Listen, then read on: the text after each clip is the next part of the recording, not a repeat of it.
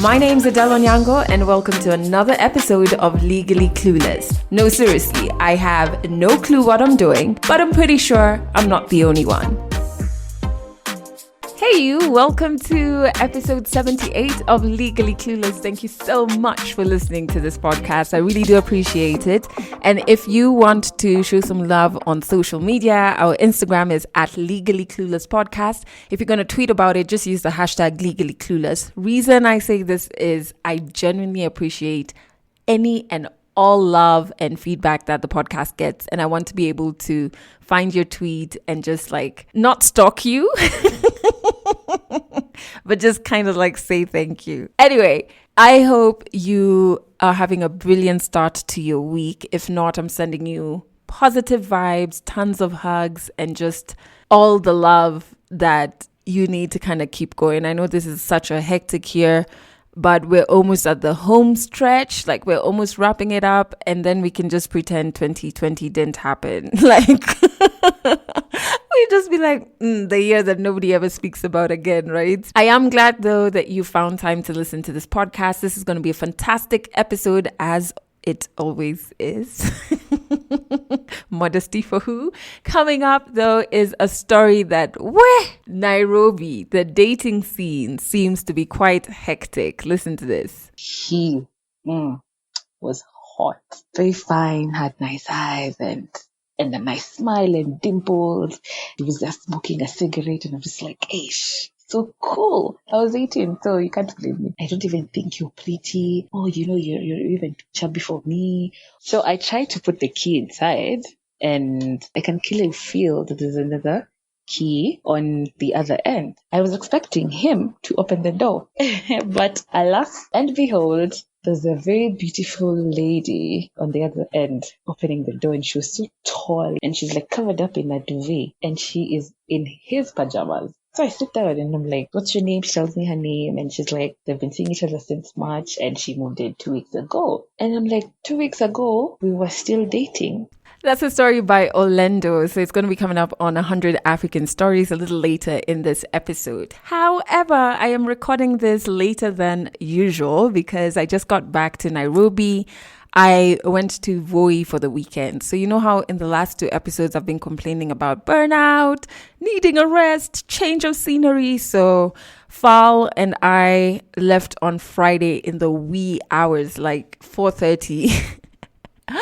Left Nairobi, drove about 4 or 5 hours to Voi. Voi is one of Fal's favorite towns, and it's quickly becoming one of mine as well, just because the weather is good, the people are so nice and warm, and Savo, oh my God, beautiful, beautiful park. Last time we went there was in December for camping. So one thing about my husband Fal is he absolutely loves camping. And when I say camping, I mean the hardcore one. Once him and his boys went camping and they constructed their own toilets. Yeah, so that's rough. He loves it so much that part of my wedding vows had to include that I would go camping with him at least once a year. Good thing is at the time I was working at Kiss FM, and I used to have to work throughout the holidays. So I kind of just never had enough time to go camping with him. And also I never tried to have enough time to go camping. And then of course I left, and I remember he was just I'm so happy. You're doing your own thing. You've taken the risk. You can finally go camping with me. And I was just yay.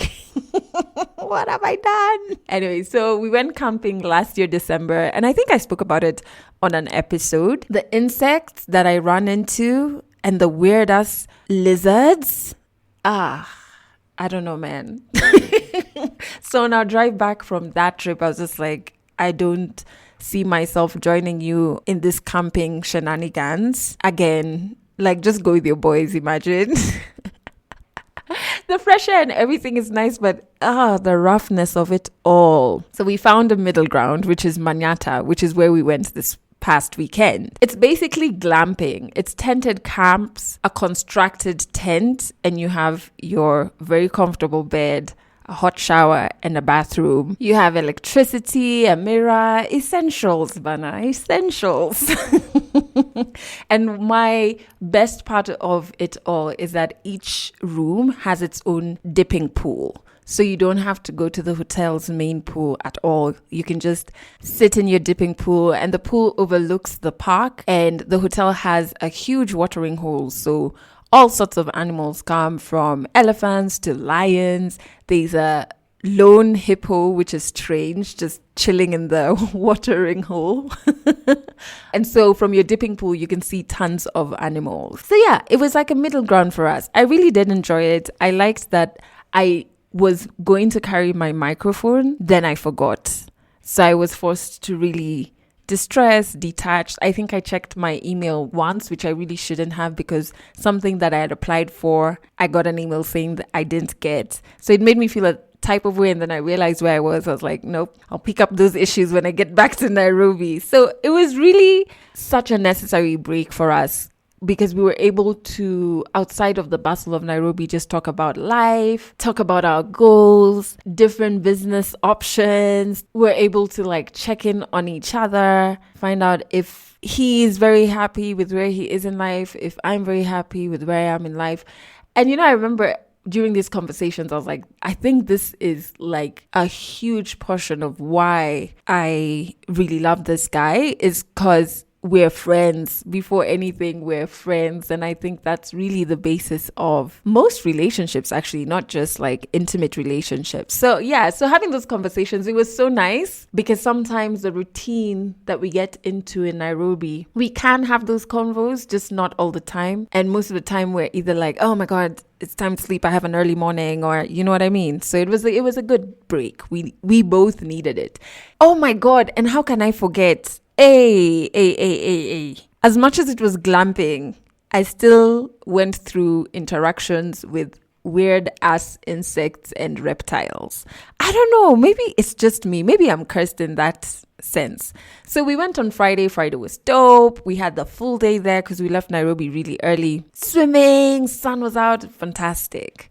Saturday, full day, fun times, And then we get into bed at about maybe 10 p.m. At about midnight, I am woken up violently, because I can feel nibbling on my thumb. I can feel like small razor teeth on my thumb. So of course I scream. Fal, who's such a heavy sleeper, is confused when he wakes up. And I'm also confused, because all I can say is, there's a snake in the bed, until mid-sentence it hits me, wait, a snake doesn't have teeth, so it can't be a snake. But anyway, I'm just like, you know what? Either way, something has attacked me, and I'm not sitting here to try and find out. So I felt the razor teeth and also something pretty cold, which is why my first thought was snake.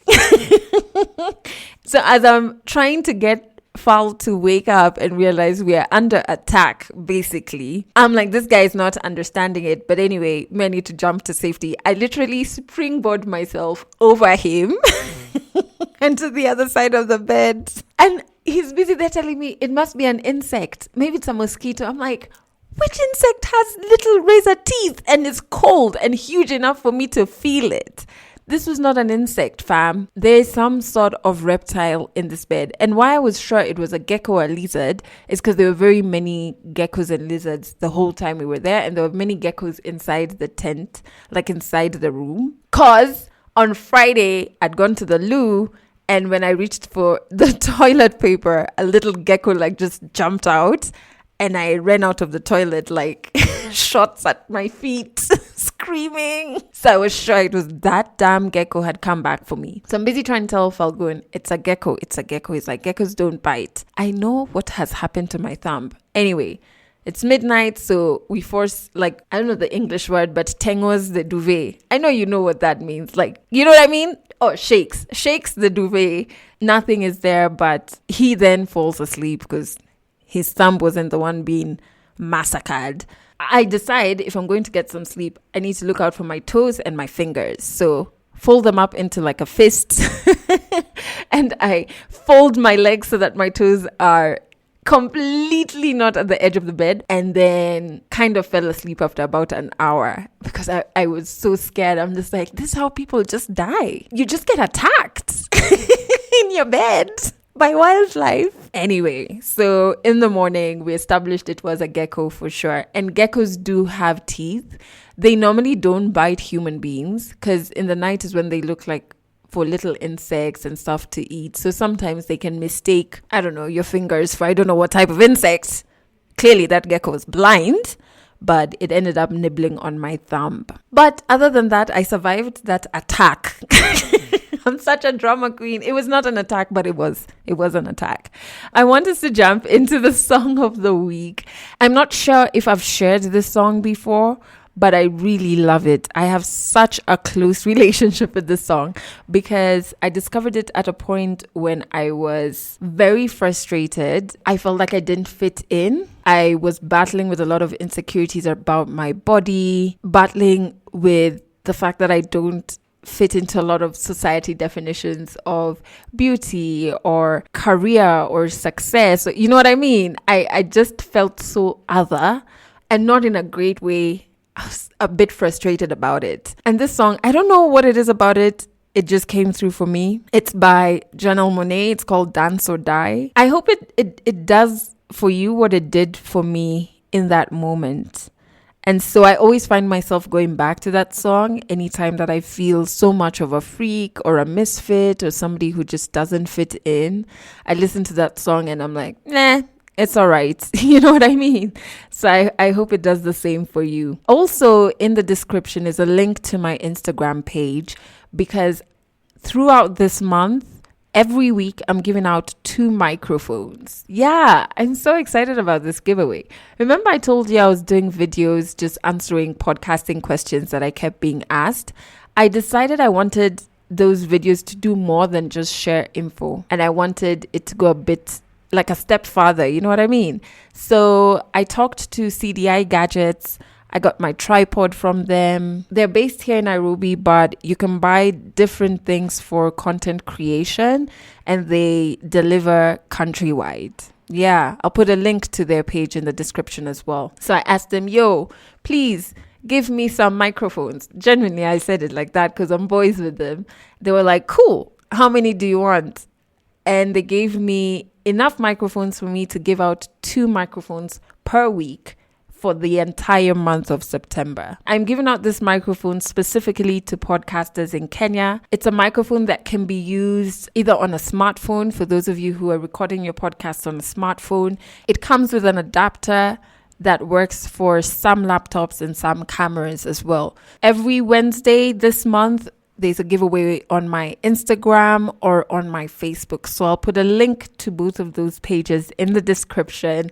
And if you know any Kenyan podcasters who could benefit from these microphones, just, share the link with them. Yeah, because I think it might help them. All right, time for 100 African stories. My God, when I was editing this story, first when I was recording it, my mouth was like, what?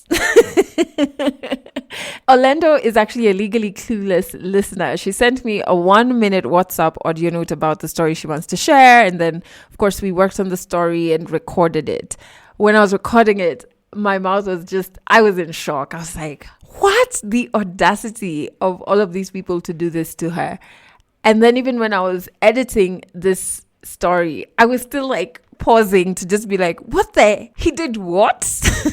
Who opened the door?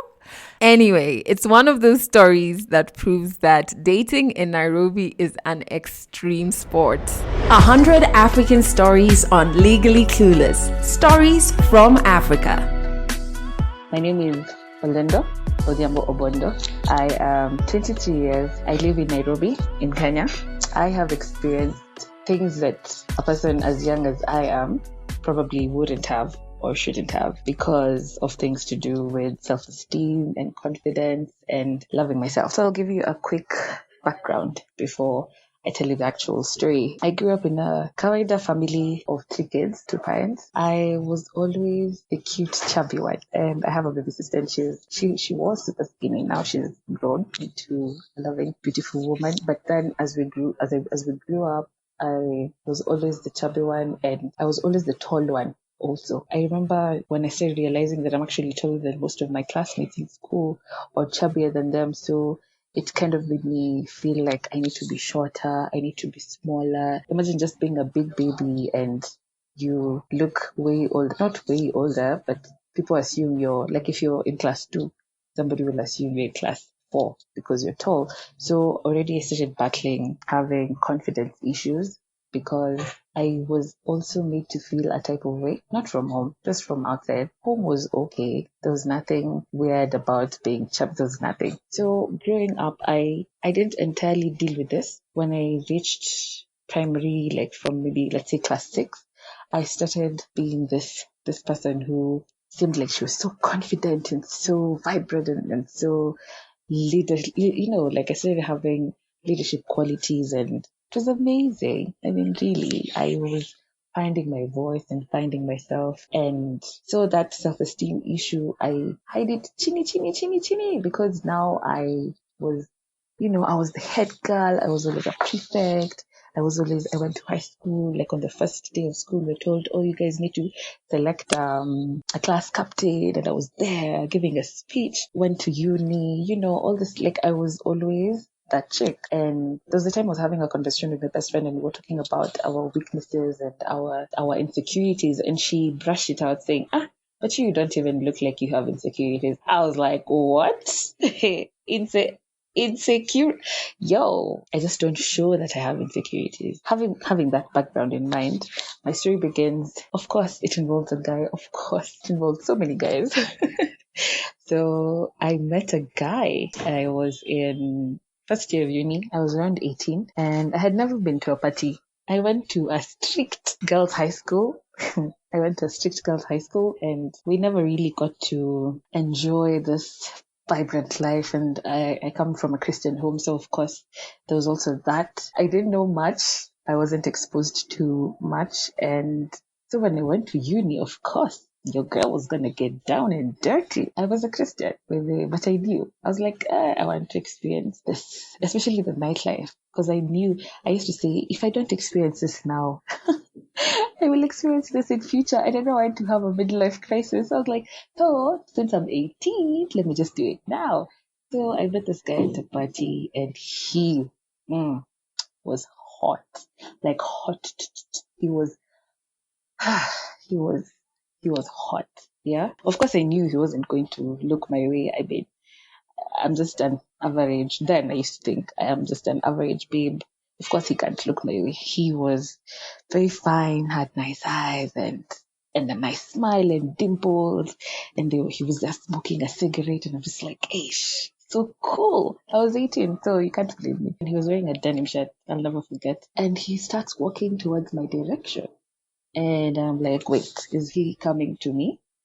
To my direction, me. So of course I'm there, I'm nervous. I'm just like, maybe he's just coming to the chick behind me or something. Like, of course, I didn't think that he was going to be coming to reach out to me. So anyway, he comes and he's like, hi, what's up? Hey, you're so pretty. What's your name? I'm just like, here?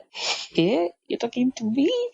So of course at that moment, it's a confidence boost because I'm just like, this hot guy is talking to me.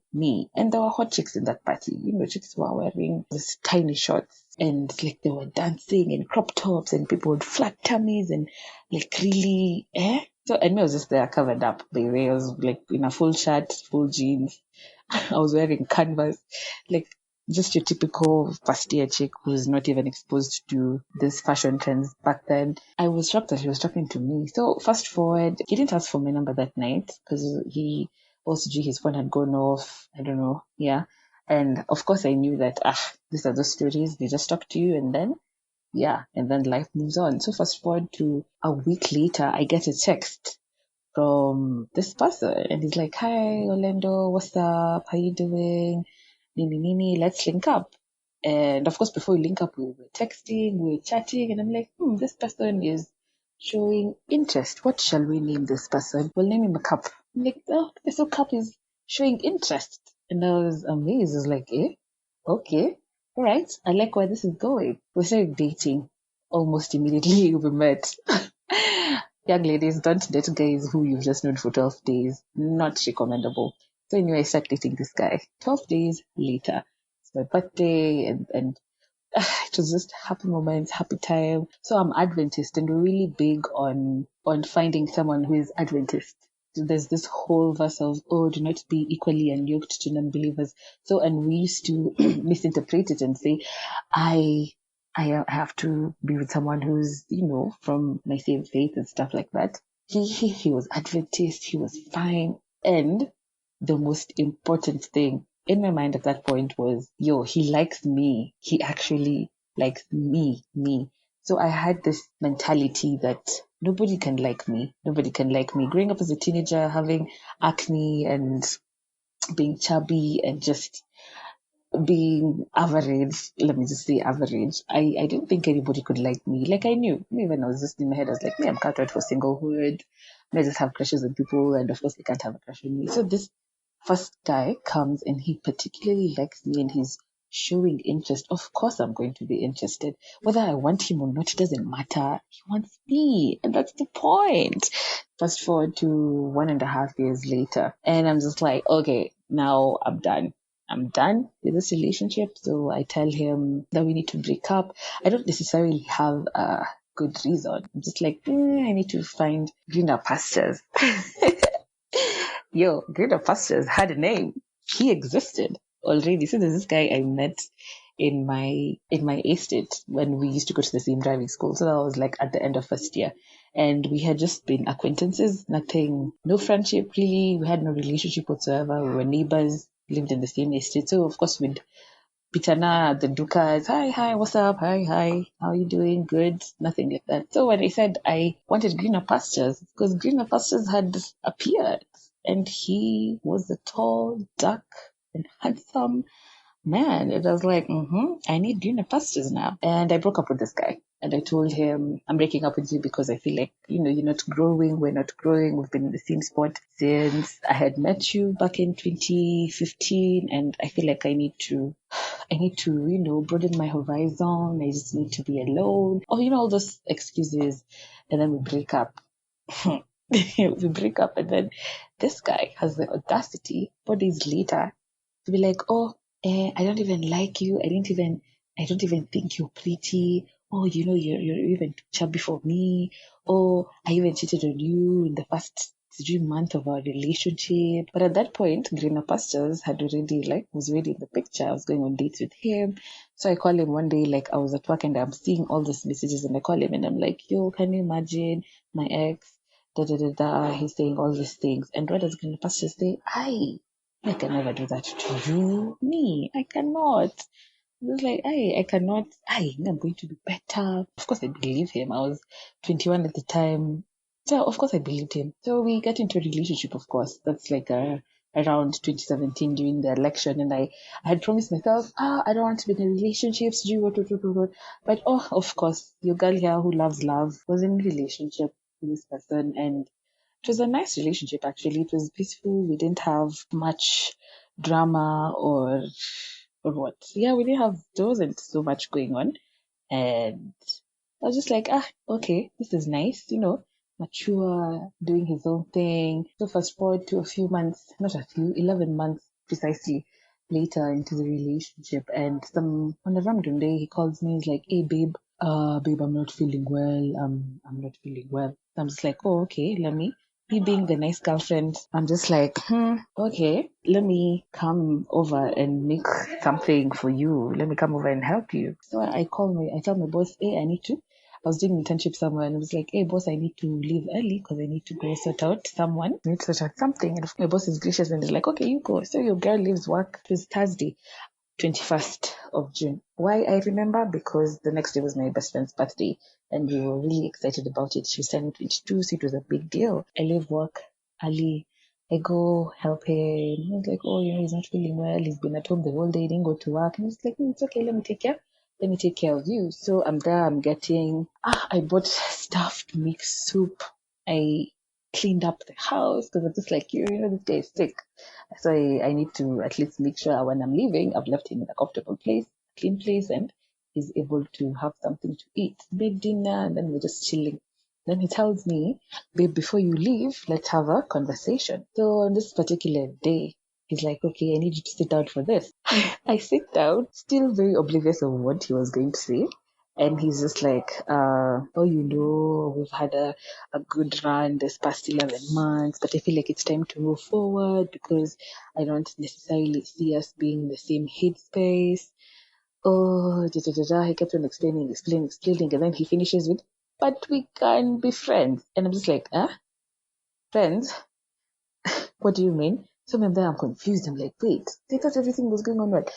Like, and you had to wait for me to finish cleaning up and making something for you and making a fool of myself before you tell me that you want to break up with me. Okay, that's well played. So I think out of anger, I stormed out. By then, he had already moved out, so we weren't necessarily neighbors. So I stormed out. And he's like, oh, let me just stop you home. I'm sorry. I know it's hurtful.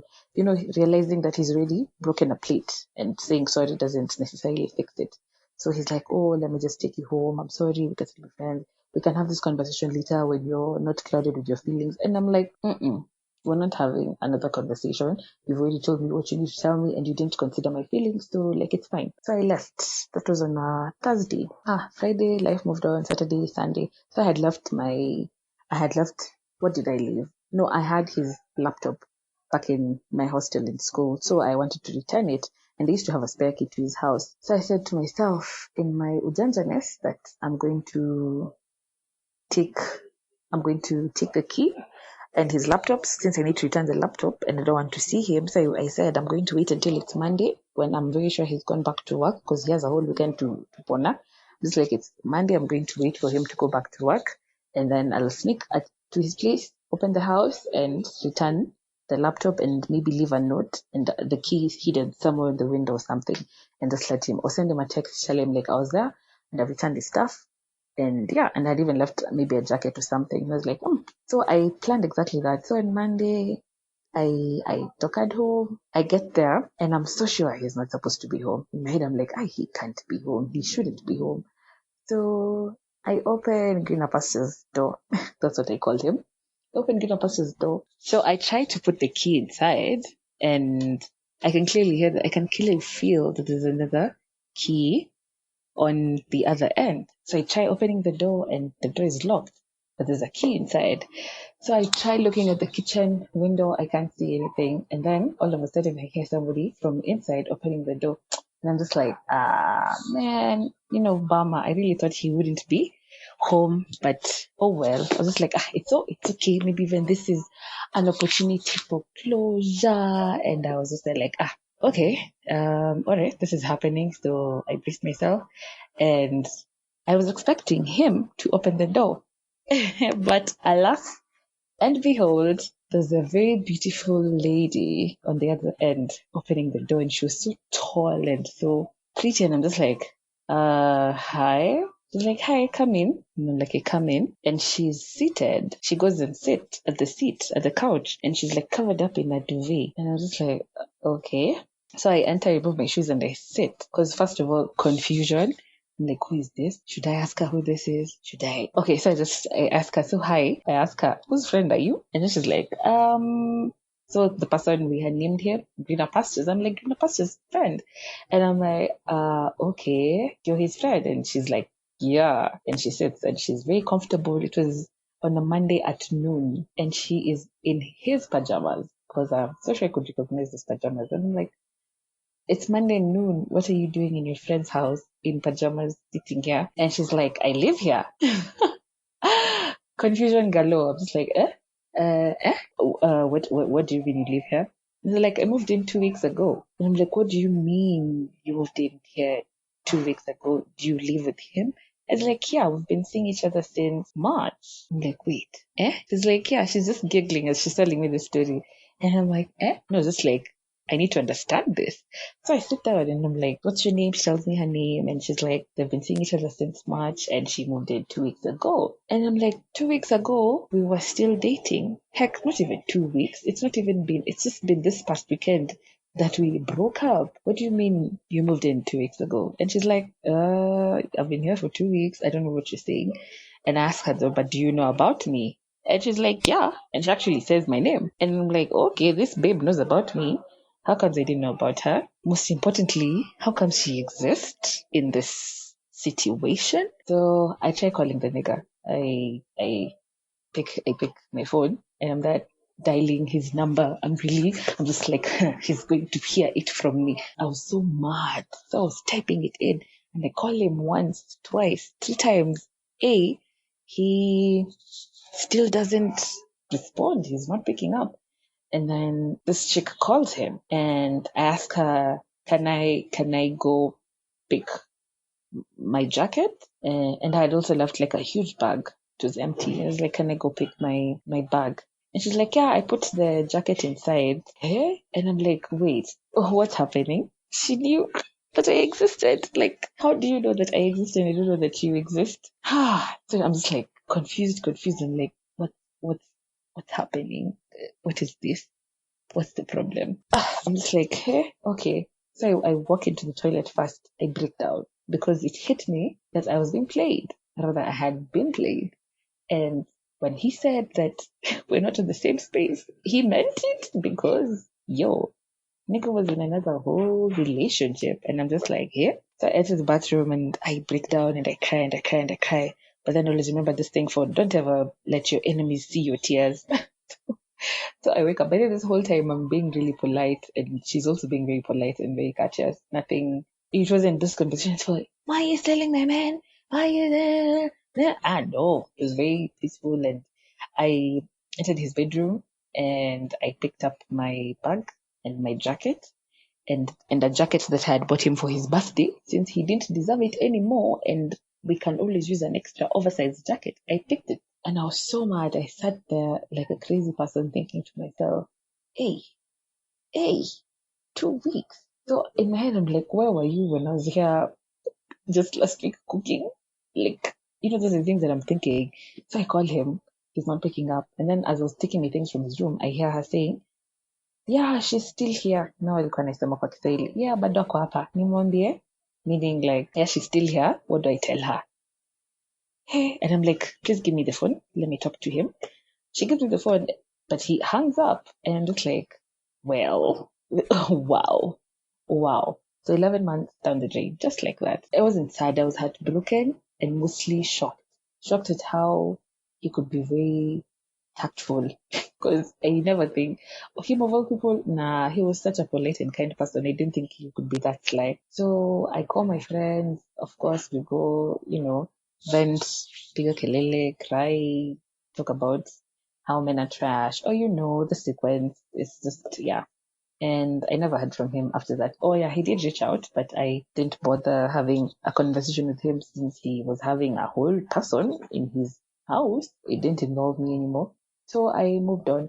And after that, I promised myself, I made a pledge to myself. I was like, baby girl, you're never doing this again. This is a relationship, you're never doing it again. Mind you, I was 21. I was turning 22 at the end of that year of 2018. But I was still 21. Like, I'm a kid. Like, people are partying and having the time of their lives. Me, I'm here getting heartbroken. So I said to myself, no, I'm never doing this again. We're all clowns. We are all clowns. I was lying to myself. Fast forward to that year, December, I meet this charming human being. Hey, this guy didn't have the looks, he didn't have the body, but charms, and he could speak. I was like, hey, you're so beautiful.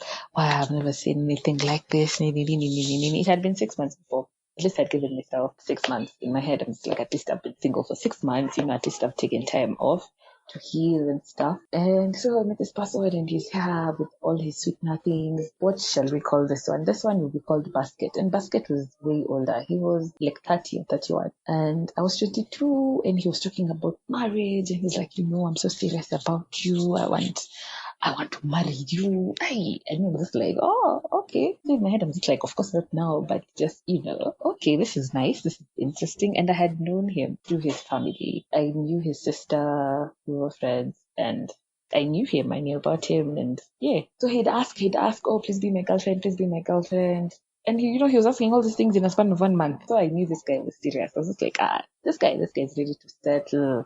Of course, I wasn't. I was finishing school then. I was finishing my 4th year, and I was just like, of course, maybe after I'm done with school, later on when I have a job. And I used to tell him, no, I don't want to settle until I'm this and this age, until I have a job, until I have experienced life to an extent, and to be sure that actually that you're the person God wants me to settle with. And then in the beginning, of course, he'd be like, it's okay, I understand, I'm not giving you no pressure, no pressure. So he's here telling me all these sweet nothings and telling me how he wants to marry me, he wants to see my dad, he wants to ask for permission to date me. Of course, when someone tells you all those things, hey, you're like, okay, this person, sincerely, this one is very, very serious. And I was 22. So in my head, I'm not in a relationship, but I'm seeing someone casually. Not casually. Let me not say casually. Casually is lying because I had feelings for him.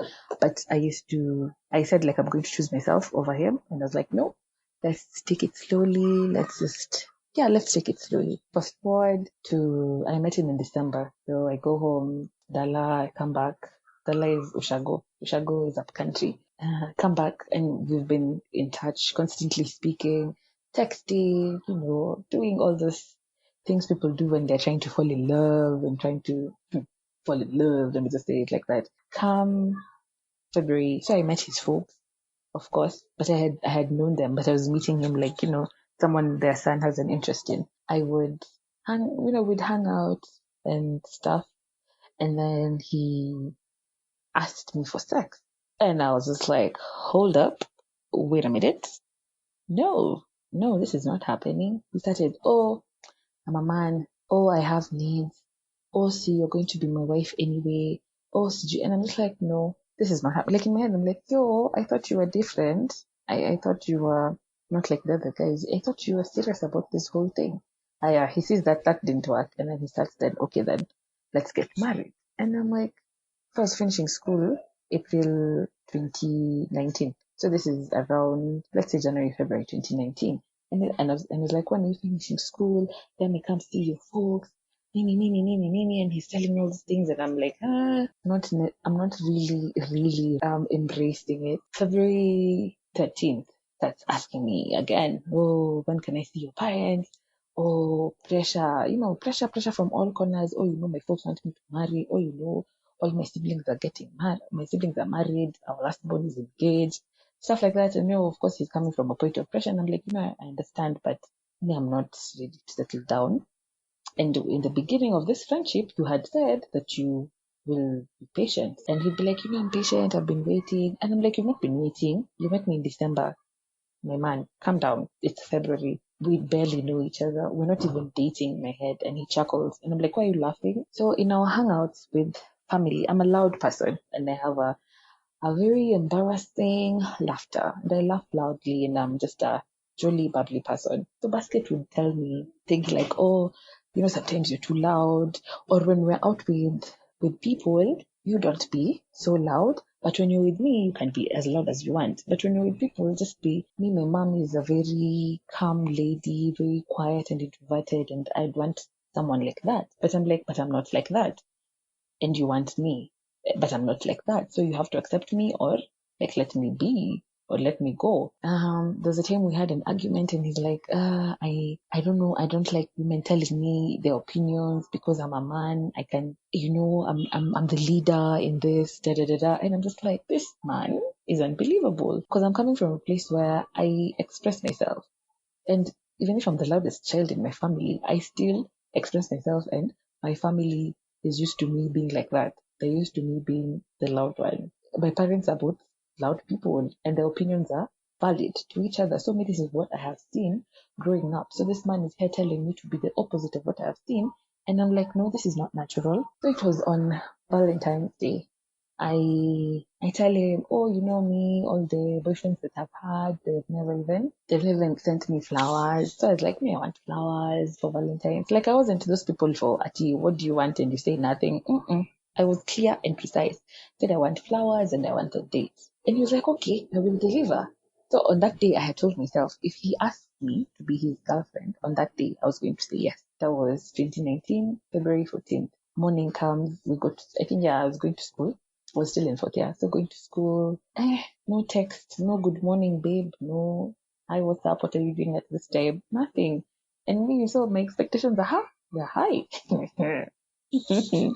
February 14th ends and just nothing. So I said, okay, maybe he was busy at work. Maybe he'll organize something. So he called me like, hey, I'm really sorry that I haven't reached out all day. I was busy. He mentioned nothing, nothing about Valentine's Day. So I'm just like, okay, play it cool, play it cool, play it cool. So he tells me, anyway, do you want to go for a wedding on Friday? So on Friday was 15th. And I was like, yeah, sure, I'm open. So on Friday, the next day we meet, we go to this lovely garden wedding, and it was amazing. It was a beautiful time. And then same thing happened. We were sitting in a table with other people and we were having a discussion. And he, for some reason, did not want me to necessarily participate in this discussion, not as open. He didn't want me to really state my opinion. And I did state my opinion and he got so angry. And I was like, Gwenny, what is it? What have I done? It was so foreign. I was just like, this is foreign. I don't understand. He gets so angry. So on our way home, because I remember I met him at his place first. I think I'd left my flat shoes there. So I was just like I'm so exhausted. I need to get my flat shoes and then I go home. So he's like, okay. So we go to his place and I was supposed to get my flat shoes. He starts saying, hey, I don't like how you are just saying this and this and this. It's like you're trying to put me down. It's like my opinion doesn't mean it. It's like it's like you don't listen when I tell you. But me, I'm here thinking you don't tell me things because me, I don't tell you. So you shouldn't be telling me things, especially to do with my personality, who I am. I have been this way for the last, years. So why are you here trying to control me? So, and he's like, fine, if it's like that, then I think we should just stop this before it even goes far. And I'm just like, okay, cool. Of course, I'm hurt because I'm like, wow, I thought that this was the guy because you're here being serious and stuff.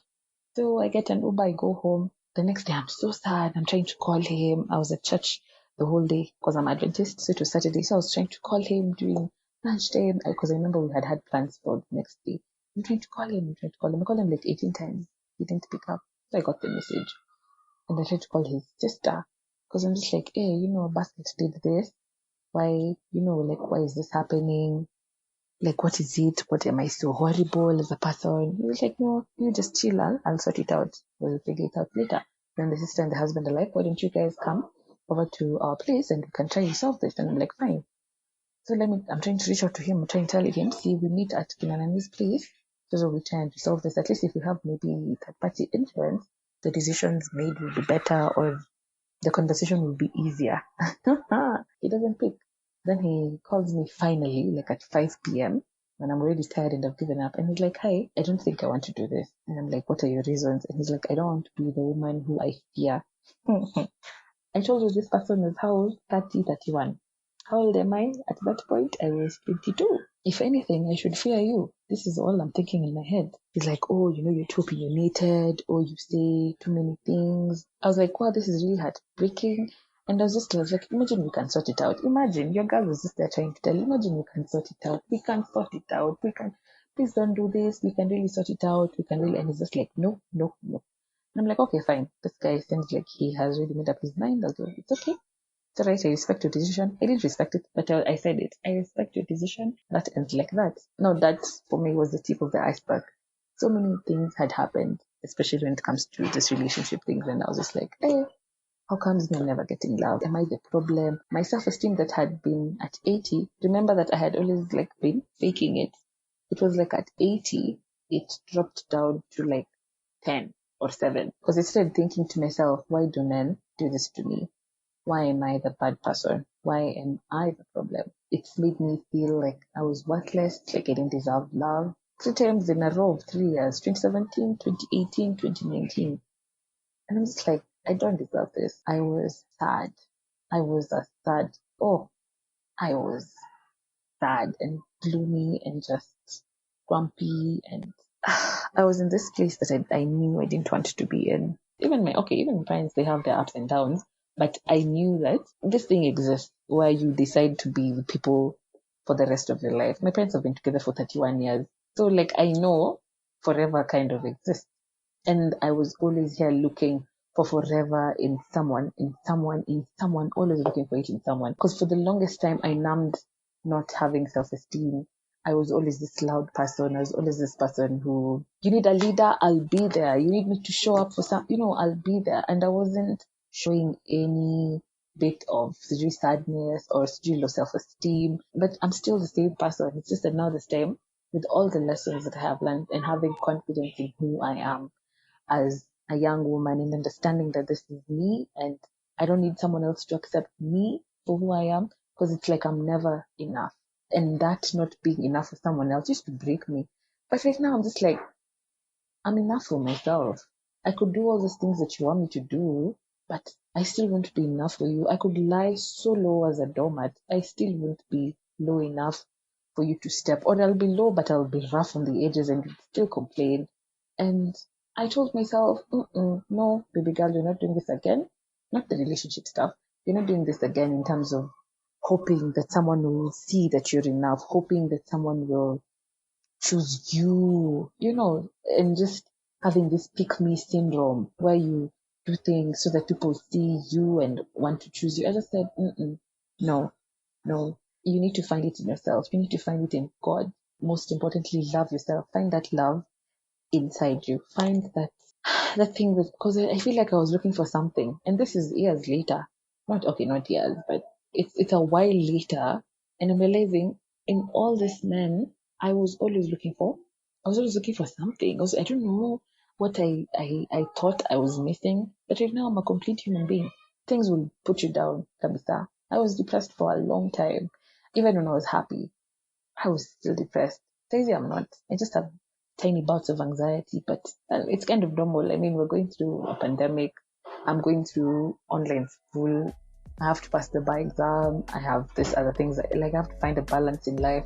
So there's that kidogo anxiety, but you just have to really, really be resilient and believe in yourself and believe that if love really is to find you, it has.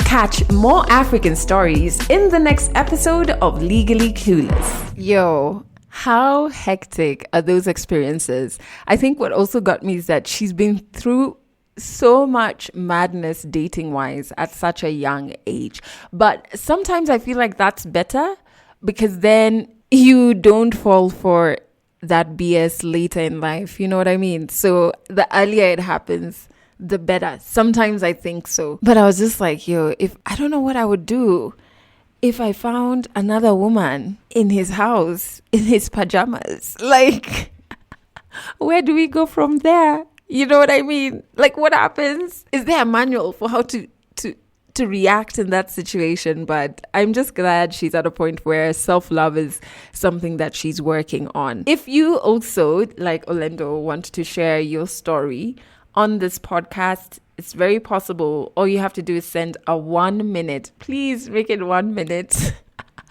Somebody sent me a 10-minute story demo. I was just like, I have to listen to this in shifts. But anyways, make it as close to 1 minute as is possible, right? So basically, it's a story demo. You're just telling me a bit about the story that you want to share. Send it via WhatsApp to the Legally Clueless hotline number, which is +254 768 628 790. No, I have not memorized it yet. The number that is.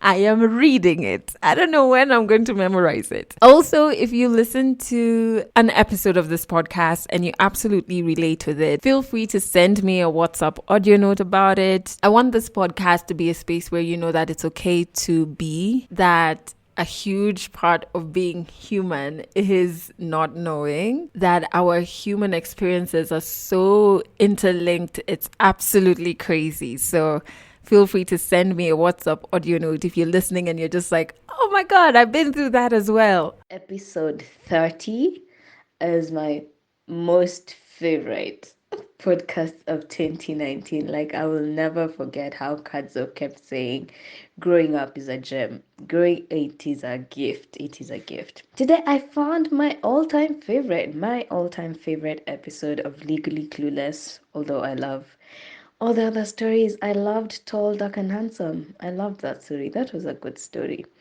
But today I found my all-time favorite story, which is episode 73. Magunga's story it just hit home. Like, considering everything that I've been thinking about, that story was like, aha, like that aha moment. And it was just a beautiful story. I absolutely love, like, it just warms my heart to receive your WhatsApp audio notes on the hotline number. So remember, you can also join the Legally Clueless tribe on Instagram. Hit us up at Legally Clueless Podcast. You can also catch this podcast on Trace Radio. It plays every Monday, Wednesday, and Friday at 9 a.m. and at 8 p.m. So if you're in Kenya and you want to tune in the old school way through the various frequencies, all you have to do is go to traceradio.co.ke. There's a list of the frequencies there. And also on that website, you can stream Trace Radio.